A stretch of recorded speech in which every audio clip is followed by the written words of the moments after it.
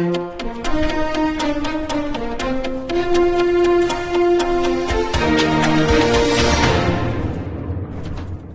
and welcome to Midday Update. Coming up are the headlines for the day. Over 39,000 citizens married in Oman in 2021. Oman saw 4 stabbing incidents in December 2022. Ministry of Interior issues a statement on municipal council elections. Nepal president calls for government formation within a week. Elon Musk asks, should I step down as head of Twitter? Majority say yes. India to host Quad foreign ministers meet next year. Messi writes glorious final chapter to World Cup career. Qatar World Cup sees most goals. Those are the headlines. Now for the local stories for the day. About 39,000 Omanis were married in the Sultanate of Oman in 2021. The National Center for Statistics and Information has issued a report on marriages in the Sultanate of Oman, which includes data related on the number of marriages and the number of divorces during the year 2021. Data of NCSI as of last year showed that 56% of Omanis are married, 37.6% are unmarried, 2.4% are divorced, and 3.6% are widows. About 39,000 Omanis were married, including 34,000 married for the first time. Muscat Governorate has topped among the governorates in registering marriage certificates in 2021 with 3,980, followed by North Al-Batana Governorate with 3,783 certificates, and then Al-Dakhliya Governorate with 2,292 certificates. The Grand Mufti of the Sultanate of Oman demanded to impose the most severe penalties on the perpetrators of murder in Oman. During December 2022, 4 stabbing incidents occurred tragically in Oman. The Royal Oman Police arrested on December 7, 2022, a citizen on charges of assaulting a female citizen with a knife in the Wilayat of Sib as a result of family disputes between them, which resulted in her death. On December 12, 2022, the police announced the arrest of a citizen after he stabbed a female citizen with a knife, which led to her death in the Wilayat of Ibri al-Dahira Governorate. On Saturday, December 17, 2022, the Royal Oman Police arrested a female citizen in the Wilayat of Shinas in the North Al-Batana Governorate after she assaulted one of her relatives with a knife due to family disputes. The accident resulted in the injury of a person with multiple injuries, as a result of which he was transferred to the hospital. He is in stable condition.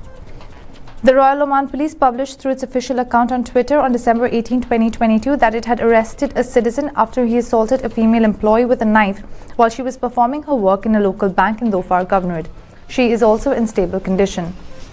Commenting on the repeated stabbing incidents in the Sultanate of Oman, Sheikh Ahmed bin Hamad Al Khalili, the Grand Mufti of the Sultanate of Oman, demanded that the most severe penalties be imposed on those who dare to repeat stabbing and killing incidents. A voter attendance certificate will not be issued to those who cast their votes in the municipal council elections on Sunday, December 25, 2022, due to the adoption of the remote voting system via smartphones. The Ministry of Interior announces to all honourable voters that due to the adoption of the remote voting system via smartphones for the elections of members of municipal councils for the 3rd term, there will be no polling centres in the vilayats.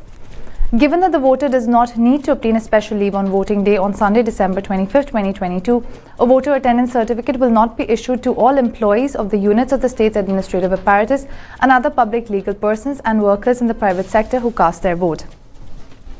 The ministry has allocated December 25, 2022 for voters inside the Sultanate of Oman to vote in the municipal council elections for the 3rd term. Those are the local stories. We'll take a short break and we'll be back with international news. Stay tuned.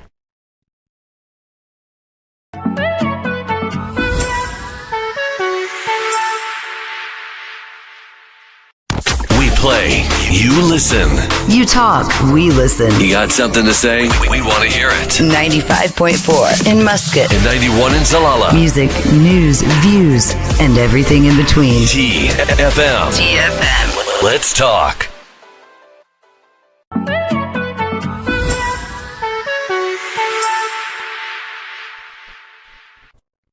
Welcome back to Midday Update. Now for the international stories.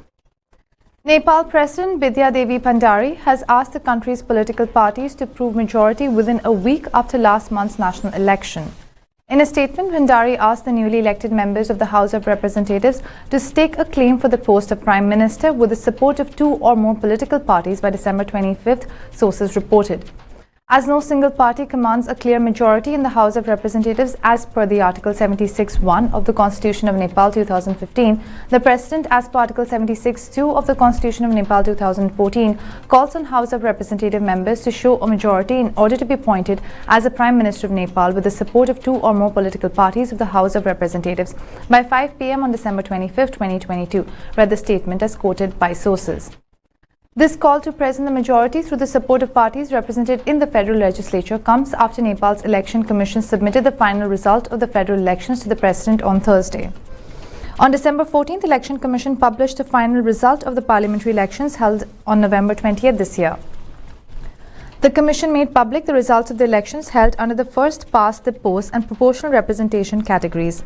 The CPN-UML won the highest number of seats under the PR category, followed by the Nepali Congress in the elections held on November 20th. If the government fails to get endorsed, then the President should give another chance to garner a majority.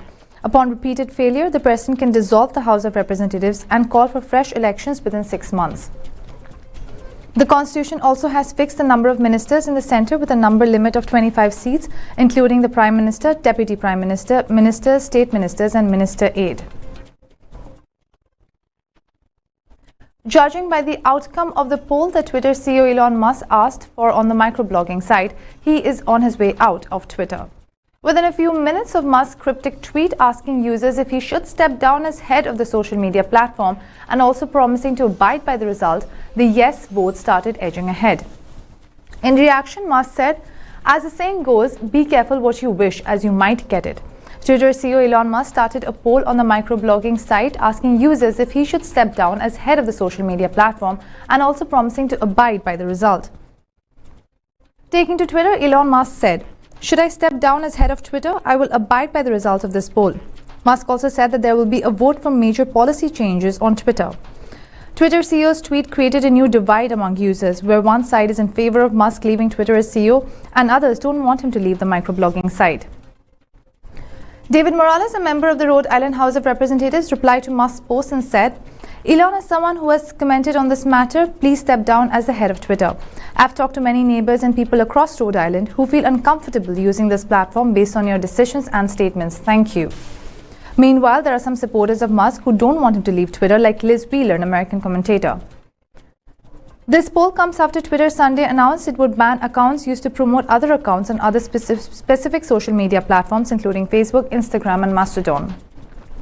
The change in Twitter rules comes at a time when Musk has faced some criticism for major policy changes on the platform. On Friday, United Nations Secretary General Antonio Guterres said he was very disturbed by Elon Musk's suspension of journalists from Twitter and calls it a dangerous precedent. He said media voices should not be silenced on a platform that professes to be a space for freedom of speech. The UN spokesperson said this move sets a dangerous precedent at a time when journalists all over the world are facing censorship, physical threats, and even worse. On Thursday, Elon Musk-led Twitter suspended the accounts of several journalists, with the site showing account suspended notices for them. After severe public backlash, the accounts were restored. India is going to host the Quadrilateral Security Dialogue Foreign Ministers meeting next year, and Japan's foreign minister is looking forward to visiting India on the occasion, Japanese envoy to India Hiroshi Suzuki said on Sunday. While talking with sources, Japan's envoy said that he's happy with India is going to host the foreign ministers meeting, which is a very important framework that India and Japan are working together. Talking about the Japan-India ties and about Japan's new national defense strategy to promote training and exercises, as well as defense equipment and technology cooperation with India, the Japanese ambassador said that the two countries enjoy a special strategic partnership and we will try to expand our cooperation in all fields, security being an important area. India and Japan enjoy a special global strategic partnership and we try to expand our cooperation in all fields. Of course, security is a very important area, so I'm glad that the cooperation is advancing in the area of security. India this month has taken over the presidency of G20, and come January, Japan will take over the presidency of G7. So the close cooperation between India and Japan under the presidencies of G20 and G7 is more important than ever. So I look forward to working closely with many Indian friends to promote close cooperation moving forward, he said. On Friday, Japan's new national security plan was unveiled, signaling the country's biggest military build-up since World War II. Japanese ambassador participated in an event that commemorated 70 years of the diplomatic relationship between India and Japan. As a part of the celebratory events, the horse riding performance of Japanese Yabusame and India tent pegging took place at Army Polo and Riding Club ground in Delhi.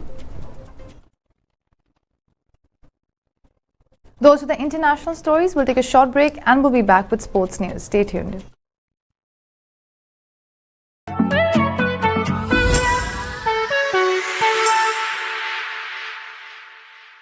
We play, you listen.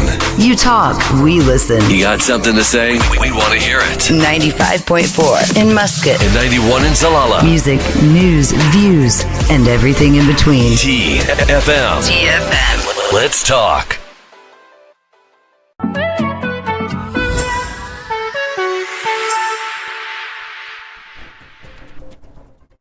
Welcome back to Midday Update. Now for the sports news.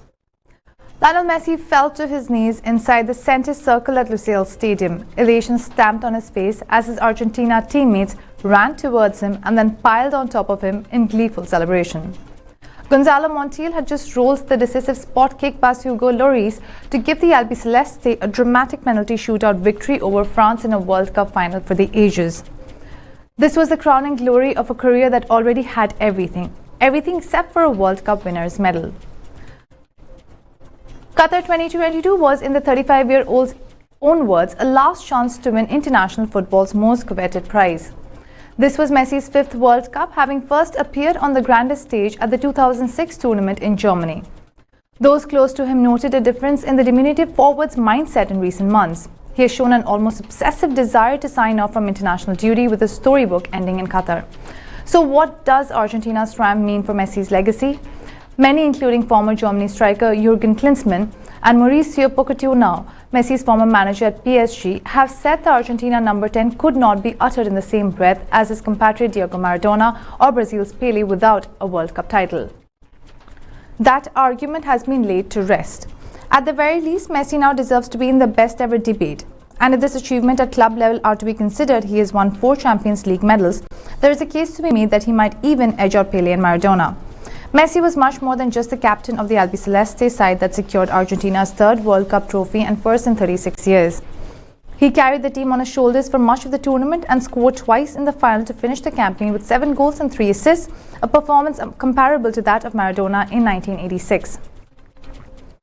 He was recognized for his astonishing exploits by winning the Golden Ball, awarded to the World Cup's best player. It was nothing less than what he deserved. Argentina are champions of the World Cup, and Messi finally has the trophy he has so desperately craved. The 6-goal madness of the final between Argentina and France means that the Qatar World Cup is the tournament with the highest number of goals ever scored. The 6 goals that went into the back of the net on Sunday means that 172 goals were scored in the 2022 World Cup, one more than the 171 scored in the 1998 and 2014 editions. This target has been reached thanks to results such as Spain's 7-0 thumping of Costa Rica and England's 6-2 win against Iran, despite 6 goalless draws in the group stage. The 2026 edition will almost certainly see a new record of goals scored, with the World Cup due to be expanded to 48 teams, which will mean a tournament with a minimum of 80 matches, depending on whether the FIFA decides on 16 groups of 3 or 12 groups of 4 teams. Those are local, international and sports stories for the day. For more updates, stay tuned and keep watching TTV. You've just heard the live feed from the TTV studios on TFM 95.4. Let's talk.